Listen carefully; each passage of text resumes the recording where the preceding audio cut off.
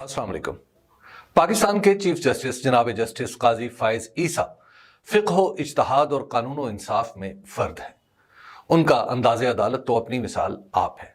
वो बरसरे अदालत किसी के नाम में सरदार के साबक़े पर मोतरज़ हो जाते हैं, कभी उन्हें अफसरों के सामने अवाम की फिदवियत का इजहार भी नागवार गुजरता है, और बाज़ रिवायात के मुताबिक उन्होंने कमरा अदालत में किसी से यह भी पूछ लिया था कि आपने काला कोट क्यों पहन रखा है।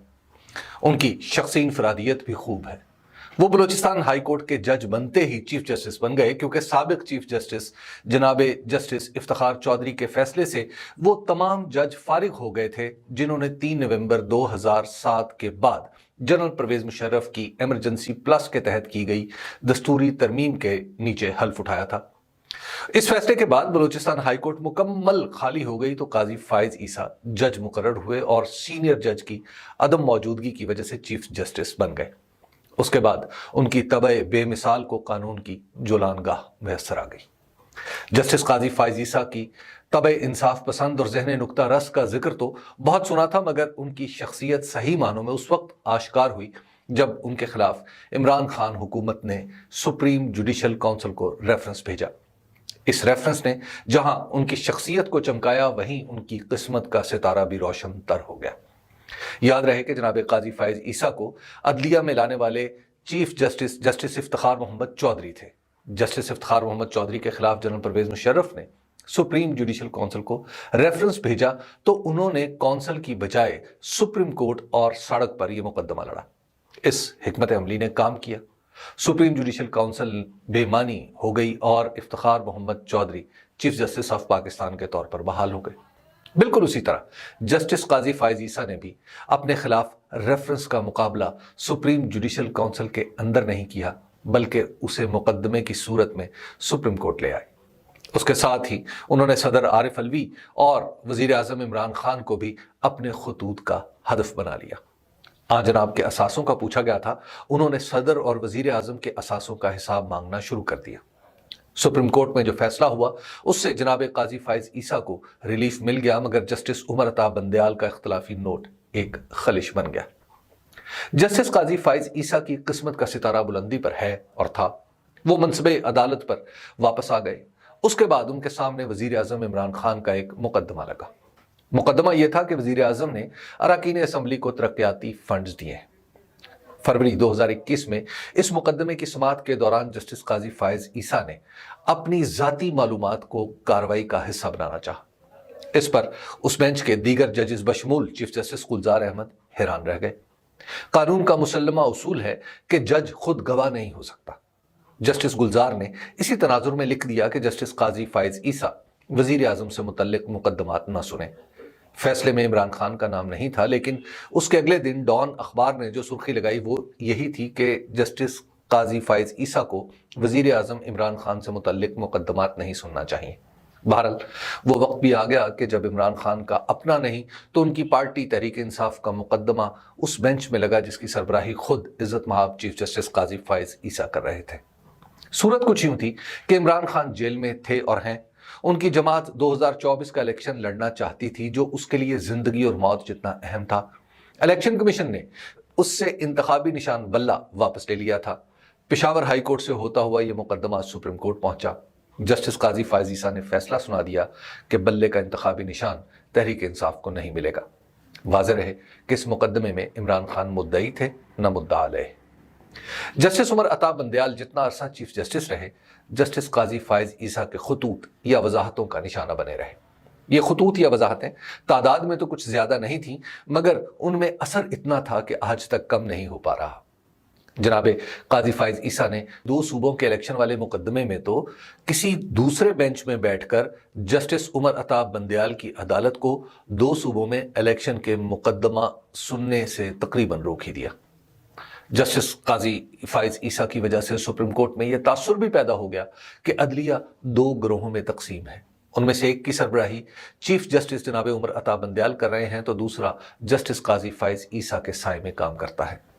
इसका नतीजा ये निकला कि इलेक्शन जैसा दस्तूरी मौजू भी इख्तलाफ की नजर हो गया। बहरहाल chief justice Umar Ata Bandial retire हुए तो फिर भी ये गिरोही तसादुम दिखाई देता रहा। जस्टिस एजाजुल अहसन ने इस्तीफा दे दिया। जस्टिस मज़ाहिर अली अकबर नकवी के खिलाफ रेफरेंस बना, उन्होंने भी इस्तीफा दे दिया। बात यहाँ ख़त्म नहीं हुई, बल्कि इस्तीफे के बाद सुप्रीम जुडिशल काउंसिल ने काजी फायज ईसा की सरबराही में फैसला किया कि जस्टिस मज़ाहिर अली अकबर नकवी को बरतरफ किया जाए। उनके खिलाफ जो मवाद सुप्रीम जुडिशल काउंसिल में आया, उसमें पंजाब के साबिक निगरान वजीर आला मोहसिन नकवी की अहलिया मोहतरमा का बयान भी था। फ़िक़्ह व इज्तिहाद में जस्टिस काजी फायज ईसा का पाया बुलंद है। उनका फ़िक्र आज़ाद दलील की बुनियाद पर रवायत को भी मुस्तरद करने में तामुल नहीं करता।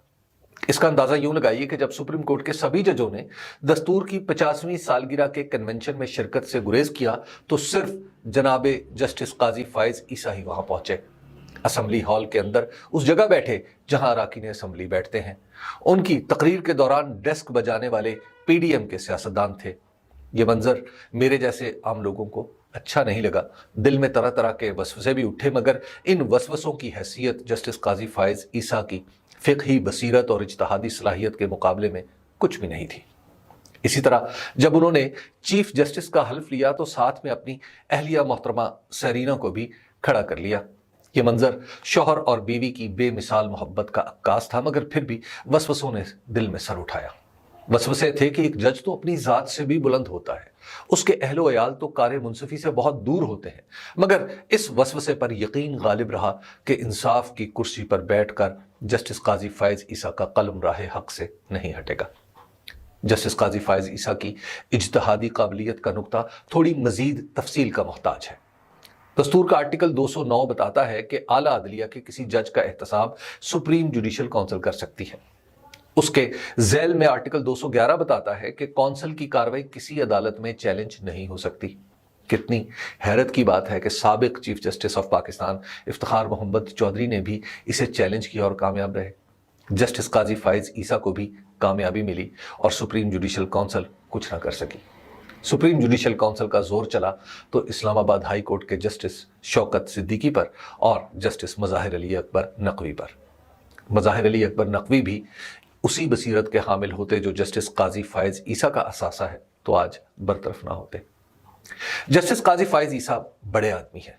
उन्होंने अपनी सरबराही में कायम बेंच में फैसला दिया कि चीफ जस्टिस को बेंच बनाने और आज खुद शौकत सिद्दीकी पर और जस्टिस मज़ाहिर अली अकबर नकवी पर। मज़ाहिर अली अकबर नकवी भी उसी बसीरत के हामिल होते जो जस्टिस काजी फायज ईसा का असासा है, तो आज बरतरफ ना होते। जस्टिस काजी फायज ईसा बड़े आदमी हैं। उन्होंने अपनी सरबराही में कायम बेंच में फैसला दिया कि चीफ जस्टिस को बेंच बनाने और आज खुद नोटिस लेने का तनहा इख्तियार नहीं है। उन्होंने उस कानून को दुरुस्त करार दिया जिसमें चीफ जस्टिस के साथ 2 सीनियर जज बेंच बनाएंगे और आज खुद नोटिस लिया करेंगे। उसके बाद अब जो ताज़ा आज खुद नोटिस के लिए जो नोट तैयार करने का हुक्म जनाब चीफ जस्टिस ने दिया है, वो इस्लामाबाद में F9 पार्क में दरख्तों की कटाई के हवाले से है। इस नोटिस की खबर मैंने 28 फरवरी 2024 की तारीख के साथ एक अंग्रेजी अखबार की वेबसाइट पर पढ़ी है। आज खुद नोटिस के लिए नोट की तैयारी के इस हुक्म से पहले 8 फरवरी को पाकिस्तान में इलेक्शन हुआ था। इस इलेक्शन में कानून की धज्जियां उड़ गई। फॉर्म 45 और फॉर्म 47 का फर्क सारी कौम को दबोचे हुए है। मगर देखिए कि मजाल है सुप्रीम कोर्ट की आज खुद नोटिस लेने की ताकत में हल्की सी झुरझरी भी आई हो। ये कमाल नहीं तो क्या है कि बेजुबान दरख्तों की दुहाई पर सुप्रीम कोर्ट हरकत में आ गई। जहां तक इलेक्शन में धांधली का ताल्लुक है, तो इसके लिए गालिबन दलील ये होगी कि इसमें इमरान खान के हमायत याफ्ता उम्मीदवारों का जिक्र आएगा और इमरान खान से मुतल्लिक कोई केस आपकी अदालत में नहीं आना चाहिए। इस इंसाफ पसंदी की दाद तो बनती है। फुक़हा मुज्तहिदीन का दर्जा यूं मुतय्यन होता है कि वो तजादात को कैसे एक ही वहदत का हिस्सा बनाकर हल कर लेते हैं। मसलन हम आप जैसे आमियों को यह समझ नहीं आएगा कि आखिर क्यों एक जज सुप्रीम जुडिशल काउंसिल की कार्रवाई से सुप्रीम कोर्ट के जरिए निकल जाता है और दूसरा सुप्रीम जुडिशल काउंसिल के भेंट चढ़ जाता है, या यूं कि F9 पार्क के दरख्तों के तहफ़्फ़ुज़ के लिए सुप्रीम कोर्ट हरकत में आती है, वोट के तहफ़्फ़ुज़ का सवाल नहीं पूछती। जिस वजीर आजम ने रेफरेंस बनवाया हो तो उसके खिलाफ बेंच से ही गवाही आ जाती है, जिसने वापस लिया हो उसके इंतखाब पर भी सवाल हो तो कोई मज़ाक़ा नहीं। ये सब तजादात ही दरअसल हमारे मुनसिफों के दर्जात का तयन करते हैं। बेशक जस्टिस काजी फाइज ईसा की इंसाफ परवरी और अदल गुस्तरी की हम सब दाद देते हैं और मुस्तकबिल भी उन्हें इसी तरह देखेगा। हाँ, एक नई रस्म की ईजाद का सेहरा भी उनके सर सजता है कि उन्होंने जुल्फकार अली भुट्टो के केस में ऐसा फैसला कर दिया है जिससे सदारती रेफरेंस के जरिए अदलिया के माजी के फैसले भी खंगाले जा सकते हैं और जजों की नीयतों का तयन भी असर नौ हो सकता है। मुझे उम्मीद है कि मुस्तकबिल में कोई सदर अदलिया को ऐसा रेफरेंस नहीं भेजेगा जिसमें पूछा जाए कि 2024 के इलेक्शन से कुछ पहले तहरीक इंसाफ से उसका इंतखाबी निशान लेना दुरुस्त था या गलत। मुस्तकबिल का कोई सदर यह सवाल भी अदलिया को नहीं भेजेगा कि जनवरी 2023 में जब 2 सूबों की असम्बलियों का मामला अदालत में था तो किस किस ने क्या किरदार अदा किया था। तारीख अलबत्ता गुस्ताख है, वो ये सवाल ज़रूर उठाएगी कि पाकिस्तान में कानून का दौरे ईसवी कैसा था।